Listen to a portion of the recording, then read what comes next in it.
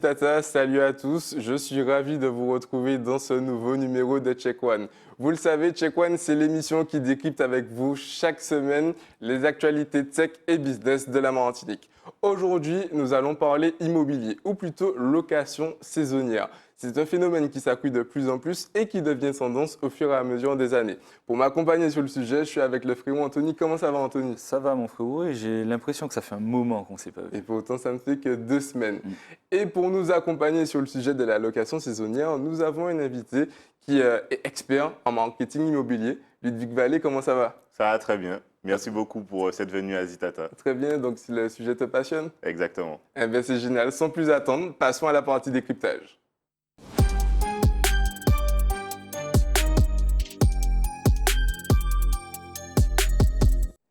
Plus rentable, plus flexible, offrant davantage de liberté à leurs propriétaires, la location saisonnière est un phénomène de plus en plus tendance, encore plus accru par rapport à la période Covid.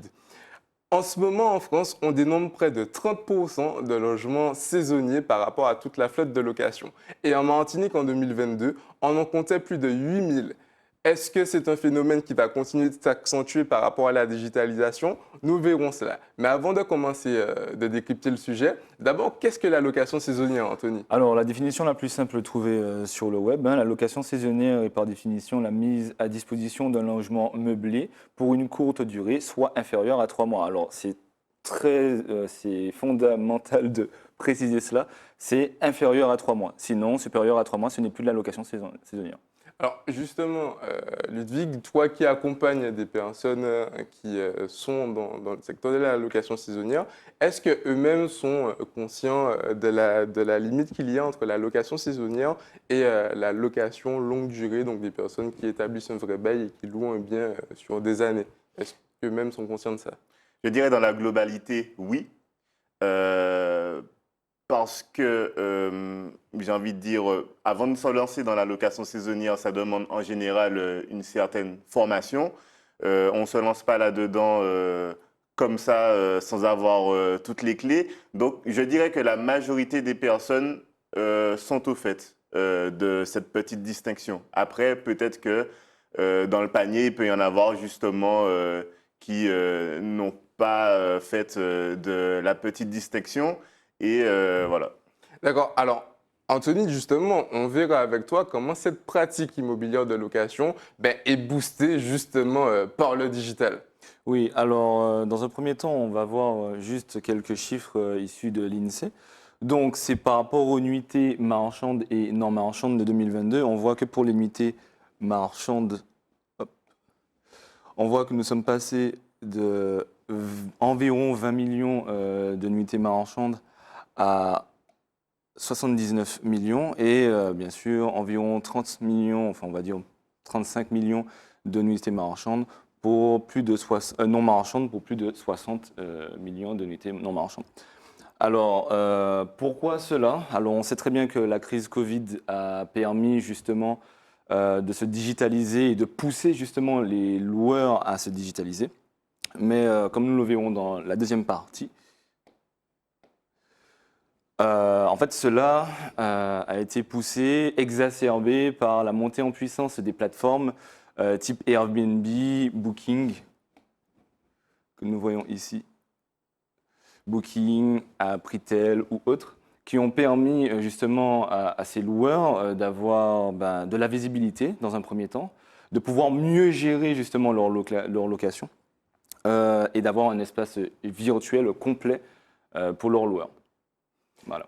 Alors, Ludwig, justement, on a vu tout ce que le digital et le web de façon générale pouvaient apporter au secteur de la location saisonnière.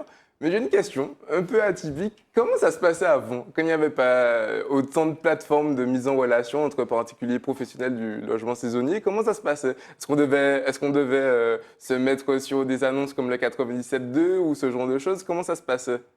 Alors, tout d'abord, pour resituer les choses dans ce contexte, la digitalisation avec la venue des plateformes comme Airbnb, tout ça, c'est vrai que c'est assez récent. Par contre, on va dire que depuis 2000, on est déjà dans la digitalisation avec la venue des premiers sites Internet qui étaient déjà des plateformes sur lesquelles on pouvait voir les offres des personnes qui font de la location saisonnière, par exemple. Du coup, alors on a un exemple assez parlant. On a une résidence touristique qui se situe aux Anses d'Arlet et qui jusqu'à présent n'utilisait pas des plateformes comme Airbnb et Booking depuis près de 2 ans. Ça fait 30 ans qu'elle existe et comment ça fonctionnait. Donc beaucoup de bouche à oreille, on ne se rend pas compte, mais les clients qui viennent, une fois qu'ils sont convaincus et qu'ils ont apprécié leur séjour, la Martinique a un petit côté, j'ai envie de dire, émotionnel, enfin quelque chose qui touche à je suis allé là, j'ai passé du bon temps, donc si je souhaite revenir, je vais retourner là parce que je sais que ça s'est bien passé. Donc, pour exemple, une résidence qui tourne depuis 20 ans sur une base de clients réguliers chaque année. D'accord. Et justement, si on devait démarrer de zéro, donc on est tout nouveau propriétaire, est-ce que selon toi, le digital et utiliser toutes les plateformes de mise en relation est nécessaire, voire vital pour vraiment mieux démarrer son activité? Oui, alors c'est vital de se mettre vraiment sur toutes les plateformes pour donner de la visibilité à son bien, pour justement essayer de booker son calendrier. Est-ce qu'avec l'avènement du digital, la concurrence a augmenté selon toi? Alors, énormément. Et justement, le digital a ses avantages et ses inconvénients. Et la venue des plateformes Airbnb, non seulement ça a créé une compétence, une concurrence, pardon, sur le nombre de personnes qui sont présentes sur les plateformes, mais aussi au niveau des prix. D'accord. Alors, comme je le disais au tout début de l'émission, selon une étude de la CCIM, on dénombre un peu plus de 8000 logements saisonniers en Martinique et ça va continuer de s'augmenter. Est-ce que, selon toi, le logement saisonnier va prendre un petit peu le dessus sur les locations longue durée à terme? Alors, si je donne vraiment mon avis, je dirais de façon claire, et nette et précise non. Après, ce n'est que mon avis là-dessus. Pourquoi? Parce que la location courte durée, c'est pour un cas d'usage bien précis, pour des vacances, quelque chose comme ça. Alors que la location longue durée, ben, il y a beaucoup de personnes aujourd'hui qui ne sont pas forcément propriétaires et qui louent des logements, tout simplement. Donc, je fais la distinction là-dessus. Mais justement, alors, comme je l'ai dit, en fait, on est conscient que la location saisonnière est de plus en plus rentable. On peut plus Ah. facilement fixer des prix au-dessus du marché. Enfin, voilà, il y a tout un nombre de facteurs à prendre en compte qui régissent que la location saisonnière est plus rentable. Est-ce que les propriétaires aujourd'hui auront plus envie de s'orienter là-dessus plutôt que de garder de la location saisonnière? C'est là où je veux t'emmener. D'accord. Alors là-dessus, toutes les personnes qui se lancent dans un projet de location immobilier, c'est comme n'importe quel type d'entreprise. D'abord, c'est par rapport à son profil, pourquoi on va se lancer dans un projet type location saisonnière ou longue durée. Donc déjà, ça va dépendre du profil de l'investisseur. Donc là-dessus, il faut savoir que la location de courte durée, certes, il y a beaucoup d'avantages au niveau des prix, tout ça, mais il y a parfois des revers de la médaille que beaucoup de propriétaires rencontrent sur la vétusté des biens qui s'abîment plus vite, puisqu'il y a plus de personnes qui rentrent. Et au niveau de la gestion de ces gens-là, gérer une personne qui loue à l'année, par exemple, chez vous, et gérer des gens qui viennent tout le temps, c'est pas la même gestion. Donc ça va vraiment dépendre en fait du profil de l'investisseur, mais c'est vrai qu'aujourd'hui, d'un point de vue purement business, pour des gens ambitieux, la location saisonnière, c'est aujourd'hui un secteur de plus en plus prisé. D'accord. Mais selon toi, c'est que même si ce secteur-là est plus florissant, Mhm. ou en tout cas rapporte plus en l'état, il est quand même beaucoup plus contraignant. Oui. Oui. Oui, de façon intrinsèque, c'est sûr que les moyens et l'organisation que demande pour la mise en place d'un bien en location saisonnière n'a rien à voir avec un bien Mais- en longue durée. Mais du coup, même si celui-ci est contraignant, pourquoi de plus en plus de personnes en Martinique vont vers ça? Est-ce que c'est par rapport à l'afflux touristique? Alors, pourquoi? Parce que en Martinique, on est sur une très belle île et on se rend compte que c'est très fort. En fait, c'est un Martiniquais qui vit en Martinique, qui voit la plage tout le temps, qui voit les rivières tout le temps. Bon, c'est joli, mais il ne s'en rend pas compte. Mais c'est vraiment quelque chose d'extraordinaire, surtout aujourd'hui où, avec l'environnement, tout ça, il y a même des paysages qui commencent un peu à se dégrader. Mais ce facteur insulaire de la Martinique, c'est un avantage qui fait qu'aujourd'hui, la location saisonnière, ça a du sens. Que c'est très, très, très... que ça vaut la chandelle de se coltiner tous les problèmes, en fait. Parce qu'il y a une grosse demande pour ce type de... Alors, justement, tu parlais de grosses demandes et on se rend compte justement qu'on parle vraiment d'une opportunité financière accessible à même des non-professionnels, puisque du coup, on voit de plus en plus ce phénomène des personnes qui louent leur logement. Donc, on ne parle pas d'une résidence secondaire ou d'une flotte de résidences, mais bien leur logement. Donc, ils partent en vacances et du coup, ils proposent leur logement en location sur des plateformes comme Airbnb, Booking, etc. D'ailleurs, il y a un article de BFM Business, je ne sais pas si en région on va me l'afficher, mais voilà, du coup, on voit qu'en moyenne, on en tient près de 4 000 € à l'année quand on est un particulier et qu'on met son bien, son propre logement en location quand on part en vacances. Est-ce que tu penses que c'est un phénomène qui va s'imposer en Martinique? Est-ce qu'il existe déjà d'ailleurs? Est-ce que les Martiniquais proposent leur logement en location? Et est-ce que tu penses que ça va s'augmenter? Alors là-dessus, c'est vrai, au niveau de la flexibilité, la location saisonnière, ça va parler à beaucoup de personnes qui ne connaissent pas encore l'opportunité. En Martinique, alors moi de ce que je vois, c'est qu'aujourd'hui, les personnes, on va dire qu'il y a les jeunes et ceux qui sont un peu plus âgés. Ceux qui sont un peu plus âgés sont un peu plus coutumiers de laisser leur logement, parce qu'ils n'ont pas d'enfants, ils n'ont plus d'enfants, donc ils vont louer leur logement, ils vont partir en vacances, tout ça. Par contre, c'est vrai que pour des jeunes actifs, ça peut devenir un argument en plus. D'accord. Par rapport à cet article-là, donc 4 000 € par an, plutôt raccord ou on est plus en général en termes de revenus? Alors, 4 000 € par an, ça signifie, bon... Ça fait à peu près 300 € le mois sur une 300 année. € Ouais, le 300 mois, € le voilà, mois. donc c'est quelque chose de faisable. On n'est pas sur de l'optimisme. Voilà, on est sur des chiffres un peu plats. Ouais. On est sur voilà. Donc assez cohérent.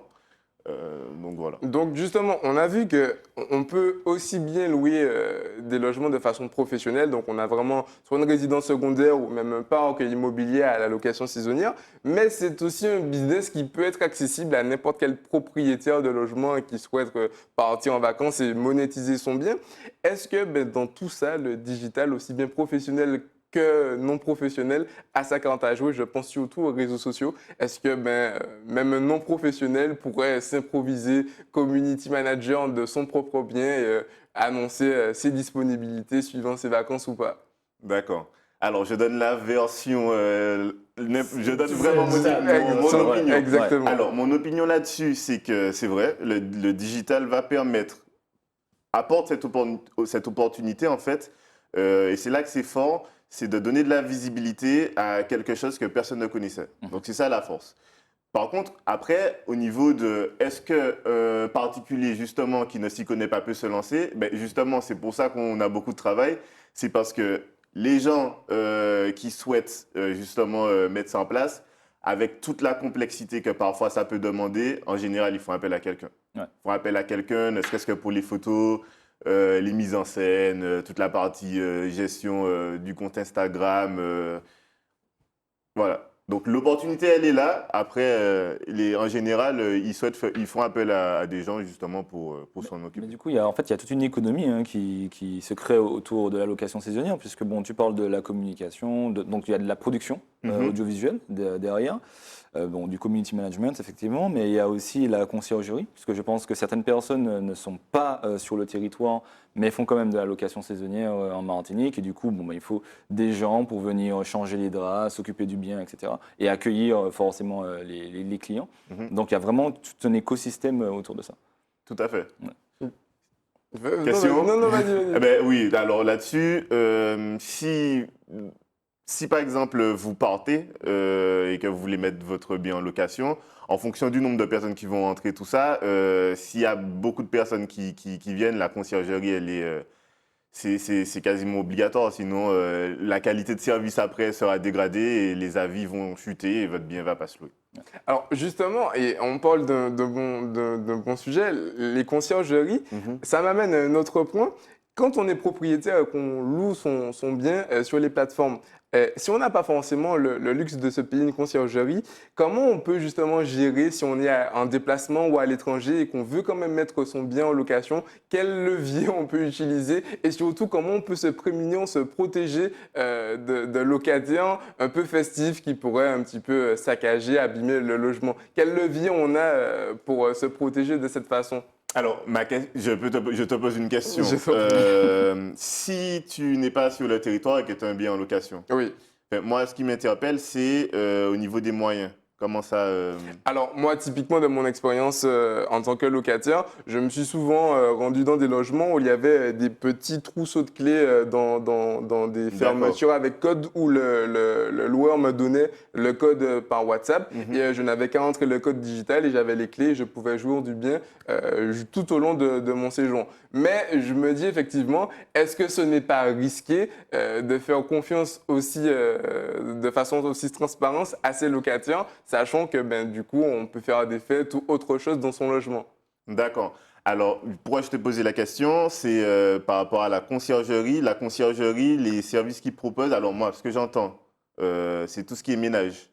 Ménage, nettoyage, etc. Accueil du client également? Alors, pas forcément. C'est pour ça que D'accord. il y a des clients qui, justement, automatisent au maximum, en fait, cet aspect accueil du client. Comme ça, du coup, eux, ça leur permet de réduire leurs frais. Il n'y a pas quelqu'un qui doit se déplacer pour accueillir le client. Au niveau de la sécurité, en général, si le système est bien fait, il y en a pas mal en ce moment, justement, interconnectés, qui fonctionnent avec des tokens, tout ça. Et là-dessus, ça fonctionne bien. Donc, la partie sécurité, c'est pas l'aspect, en fait. C'est plutôt, voilà, est-ce que vous souhaitez faire des économies sur, est-ce que c'est quelqu'un qui accueille les gens? Et justement, aujourd'hui, les clients qui souhaitent apporter une qualité de service en plus, ils vont faire en sorte que c'est quelqu'un qui vous accueille, qui va vous accueillir avec voilà, une petite collation, un petit punch pour vous mettre dans le bain. Donc, c'est vraiment, pour répondre à ta question de façon succincte, si vous ne pouvez pas vous-même vous charger du bien, il faut faire un appel à un service de conciergerie. Après, la question est où est-ce que vous allez délimiter les tâches? Ok. C'est bon? Vas-y, vas-y. Oui, ok. Mais justement, location conventionnelle, on fait appel à des agences pour ça. Des agences immobilières, elles louent votre bien, elles s'en occupent. Bon, quand il y a des travaux, etc., bon, elles vous appellent et machin. Mais pour la location saisonnière, il n'y a pas d'agence spécialisée en location saisonnière ou je me trompe? Alors, je dirais que les agences immobilières le font.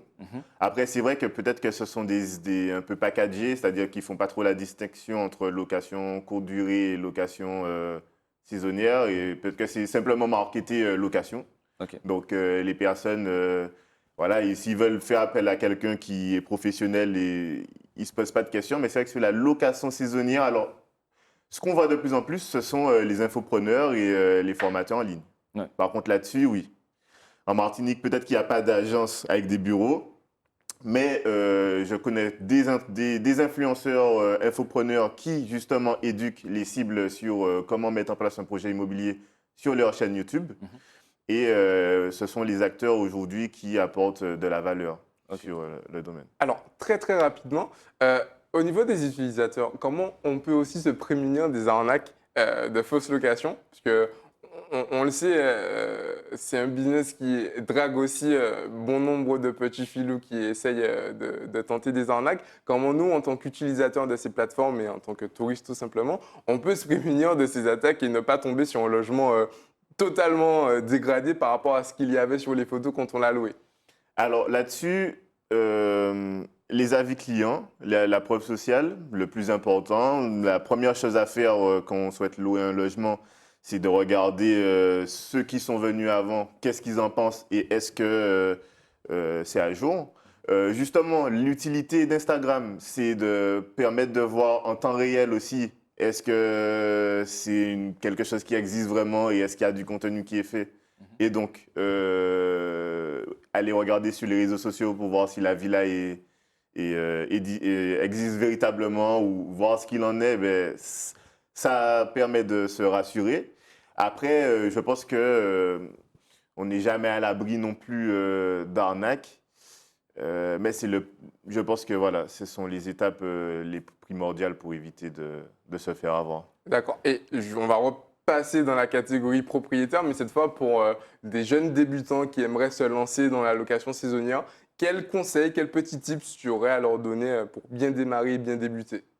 Alors, pour être franc avec vous, nous, on est vraiment spécialisé sur la partie marketing.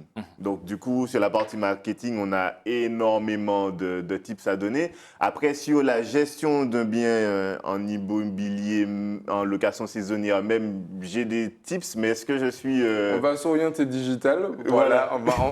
On va inciter ces personnes à se renseigner, à aller voir des professionnels dans la partie gestion du bien, mais dans le côté marketing et surtout digital, quels tips t'aurais à donner? Alors, les tips que j'aurais à donner, c'est lorsqu'on se lance, il faut donner des paillettes dans les yeux aux personnes qui peuvent être intéressées pour le bien en question. Donc, ce qui est primordial, les photos immobilières professionnelles, à chaque fois, ça manque pas. Ça fait cet effet wow. Deuxième chose, alors, moi, ce que je vois, c'est que en général, les propriétaires, ils ont plein d'idées dans la tête. Ils veulent tout faire, mais en fait, par rapport à leur projet, peut-être que leurs ambitions n'est pas sizées en fait avec le bien en lui-même. Par exemple, faire une grosse campagne influenceur pour un petit bien en location, c'est bien, mais c'est vrai qu'après, de point de vue rentabilité, peut-être que c'est pas le plus intéressant. Moi, ce que j'ai envie de dire, c'est de vraiment se poser et de peser le pour et le contre, par exemple sur la création d'un compte Instagram avec du contenu, tout ça. Ce que j'ai juste envie de dire, c'est que ça fonctionne. Par contre, il faut se poser les bonnes questions. Il faut se poser les bonnes questions. Et d'ailleurs, un compte Instagram sur du CM, ce n'est pas ce qui rapporte des clients. Il faut être clair et net avec les gens. Ça apporte de la visibilité. Et ce qui va rapporter des clients, c'est le sponsoring. C'est-à-dire, c'est toute la partie publicité qui va permettre de convertir avec des tunnels d'acquisition. Ça, il faut être clair parce que justement, aujourd'hui, la vulgarisation, c'est quoi? On se met sur les réseaux sociaux et ça a rapporté des clients. Alors, le bouche à oreille, oui, mais de façon factuelle, le compte Instagram, en général, ça va servir pour quoi? La personne va sur Airbnb, elle veut voir si, il s'agit d'un vrai truc. Elle va sur Instagram. Si vous êtes là-dessus, vous avez déjà rempli pas mal de cases, donc ça la rassure, ça sert à rassurer. Ensuite, si par contre vous voulez attirer des clients grâce au compte Instagram, c'est l'acquisition par le trafic payant. Ludwig, merci pour tous tes conseils, sincèrement. D'ailleurs, on a pris un petit peu plus de temps que prévu sur la partie décryptage, mais merci pour toute la valeur que tu as apportée. Puis maintenant, on va se focaliser un petit peu plus sur toi en tant qu'entrepreneur. C'est parti pour le portrait.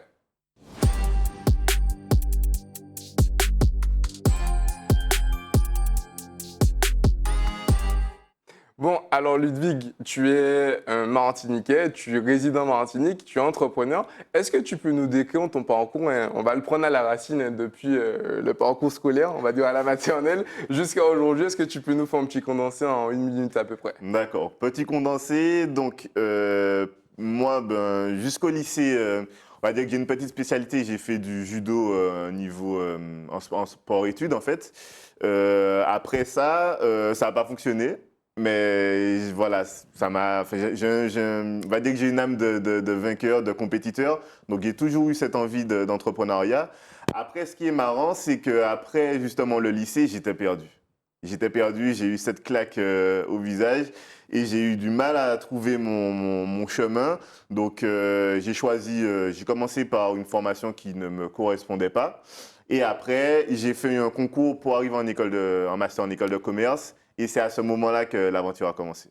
D'accord. Donc justement, à partir de quand tu as le déclic en tant qu'entrepreneur, donc tu passes vraiment dans ce cadre scolaire et tu te dis, bon, c'est bon, je veux entreprendre. Et est-ce que tu as eu un premier business avant MyLeadyMo? Enfin, raconte-nous assez rapidement. Donc, l'entrepreneuriat, j'ai commencé depuis très petit à faire des projets qui n'ont jamais fonctionné. Et quand je suis arrivé en école de commerce, ben, j'avais cet incubateur qui me permettait de tester tout ça. Ça n'a pas du tout fonctionné. Et en fait, le déclic, c'est après que j'ai été diplômé, il fallait trouver du travail. Et c'est là que j'ai mis mes yeux en face des trous pour trouver quelque chose qui allait me permettre ben, tout simplement de vivre. Et c'est là que l'aventure a commencé dans l'entrepreneuriat. Mais pourquoi l'IMO? Alors, pourquoi l'IMO? Quand j'ai commencé en tant que freelance en marketing digital, après mon diplôme en école de commerce. Et j'ai travaillé avec plein de clients. BTP, entreprise de services. Et en fait, je suis tombé sur l'immobilier par hasard. Et en fait, il faut savoir que j'ai beaucoup apprécié en fait ce secteur d'activité, contrairement à ce que je faisais avec d'autres clients, enfin d'un point de vue personnel. Et l'idée m'est venue, je suis en Martinique. C'est un endroit, je pense, où il y a des endroits un peu merveilleux, avec un cadre que je ne vais pas forcément trouver ailleurs. Et en fait, j'ai orienté mon projet comme ça en fait. D'accord, donc tu as spécialisé ce qui était ton agence de marketing, on va résumer ça comme ça. Donc spécialisé pour les personnes qui sont dans l'immobilier. Voilà, Exactement. Tu Donc, as centré, fermé ton marché. donc, du coup, Maëlidi Mohéné, d'ailleurs, on va voir à l'écran ton site internet. Alors maintenant, tu as combien d'années d'expertise sur ton marché? Et est-ce que tu peux nous dresser un petit peu tes journées type? Qu'est-ce que tu fais en te réveillant le matin? Comment tu gères ton business? Est-ce que tu peux nous donner une petite fenêtre sur cette partie de ta vie? D'accord. Alors, Maëlydimo, ça fait 2 ans que je suis freelance en marketing digital et Maëlydimo, c'est récent. Ça fait depuis septembre que j'ai lancé le projet. D'accord. Donc, journée type, justement, beaucoup de choses à gérer, mais moi, ma boussole, je me dis que dans la journée, je dois effectuer 3 actions qui sont en corrélation avec là où je veux aller plus tard. Donc, tout simplement, il faut au moins que je prospecte un peu. Il faut que j'accorde du temps à mes clients et que je planifie. Voilà. En tout cas, c'est comme ça parce qu'il y a plein de choses qui se passent dans la journée, mais c'est comme ça que j'essaie d'orienter ma boussole. Alors, tu l'as dit, ça ne fait que quelques mois que tu as lancé Maëlidi Mhm. Bo. Qu'est-ce que tu espères à terme avec cette agence? Alors, ce qui est intéressant, c'est de voir que depuis que je me suis recentré, j'ai jamais eu autant de succès qu'auparavant, en bien choisissant ma cible. Donc là, Très niche, ouais. voilà, hein, donc comme je me suis niché, les choses ont explosé pour nous. On a énormément de clients. Et mon but, déjà, c'est en Martinique de travailler avec les endroits les plus prestigieux. Déjà, le premier milestone, ce serait ça. Et puis, bien entendu, répliquer dans les îles. D'accord, très bien. Ben, je dis que l'émission va toucher à sa fin. Juste avant, la petite marque de fabrique de Check One, tu serais le mentor de jeunes qui souhaiteraient se lancer dans l'entrepreneuriat. Quel conseil tu lui donnerais? Quelle barrière tu lui retirais? Vas-y. Alors, le conseil que je donnerais à toute personne qui souhaite se lancer dans l'entrepreneuriat, c'est, première chose, trouver une compétence, se concentrer juste sur une chose toute simple, une compétence qui est bankable sur le marché. Une fois qu'on a trouvé cette compétence-là, il y a plein de plateformes de freelance qui existent sur le marché sans les citer. C'est d'abord d'avoir des avis, donc travailler en rabais ou gratuitement, mais pour avoir des avis, une fois que ce travail-là est fait, vous allez trouver du travail très facilement. Après, la niche, le truc, ça va venir après. Mais voilà, si je devais recommencer, j'aurais fait comme ça. J'ai commencé par plein de choses, business plan, tout ça. Alors, pas forcément de business plan qu'on démarre de zéro, mais voilà. Moi, c'est le conseil en fait que je donnerais, c'est la compétence, pas faire 1000 choses, une chose, avis client, et après, Très bien, très bien, voilà. très bien. Mais Ludwig, merci beaucoup pour tes conseils. Merci pour ton passage dans Check One sur Zitata. C'est avec plaisir qu'on t'a reçu et vraiment merci beaucoup. Anthony, comme d'habitude, Un merci grand beaucoup, plaisir, frérot. frérot. Les amis, l'émission touche à sa fin. Merci beaucoup de nous avoir suivis. Et moi, je vous donne rendez-vous dans un prochain numéro de Check One sur Zitata TV.